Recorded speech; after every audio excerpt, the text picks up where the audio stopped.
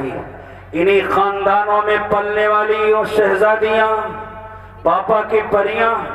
جنہیں میں اپنی زبان سے حرام، ہمارے گھروں میں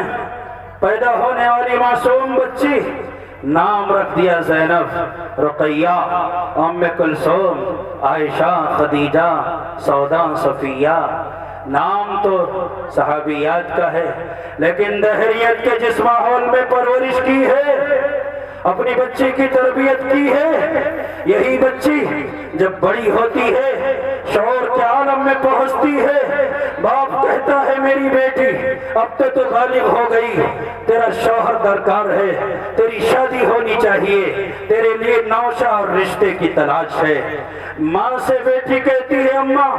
ابا رات میں کہہ رہے تھے کہ تو بالغ ہو گئی، تیری شادی ہونے والی ہے، تیرے لیے رشتے کی ضرورت ہے۔ ابا سے میں تو نہیں کہہ سکی کیونکہ باپ ہیں، جاؤ میرا پیغام اماں ابا تک پہنچا دو، رشتہ تلاش کرے، جوڑا تلاش کرے، نوشہ تلاش کرے، دولہا تلاش کرے۔ ابا کو یہ بتا دو دولہا جیسا بھی ہو منظور ہے، لولا چلے گا، لنگڑا چلے گا، کھڑے کھڑے پیشاب کرنے والا چلے گا، یہودیوں کے ڈگر پر چلنے والا چلے گا، عیسائیت کے گود میں پلنے والا کتے کا پلہ چلے گا، محمد کا دشمن چلے گا، لیکن مجھے داڑھی والا شوہر نہیں چاہیے۔ اللہ تعالی ہم سب کی حالت پر رحم فرمائے۔ گئے اب سب چلتا ہے، اگر یہ سب چلتا تھا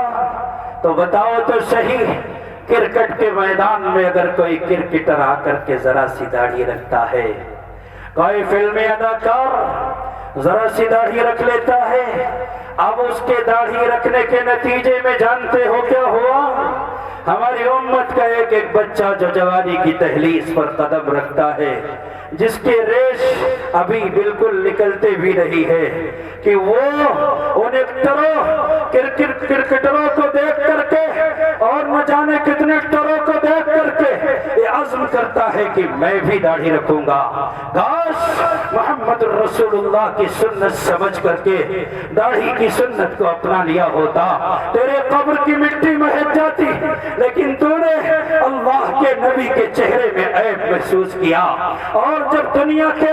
ان چند سکوں کے مالکوں نے، ان چھچوروں نے کرکٹ کے میدان میں داڑھی رکھ کر کے بلے بازی کی ہے، گیند بازی کی ہے، ہماری قوم کا ایک ایک بچہ اس کی نقل کے لیے میدان میں آیا،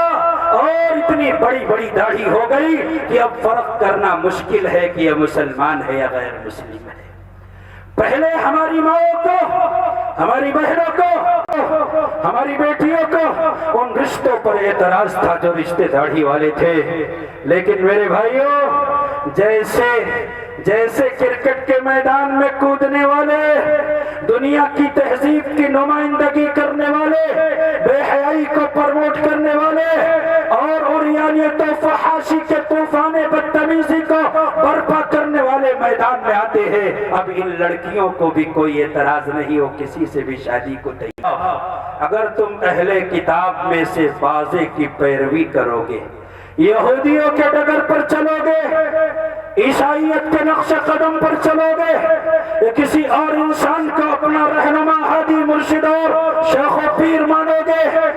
ڈگر کسی کا ہو، اگر وہ محمد کا ڈگر نہیں ہے، یردوکم بعد ایمانکم کافرین، دھیرے دھیرے تمہارے سینوں سے ایمان نکل جائے گا، تمہیں پتہ بھی نہیں چلے گا۔ یہ اللہ کا قرآن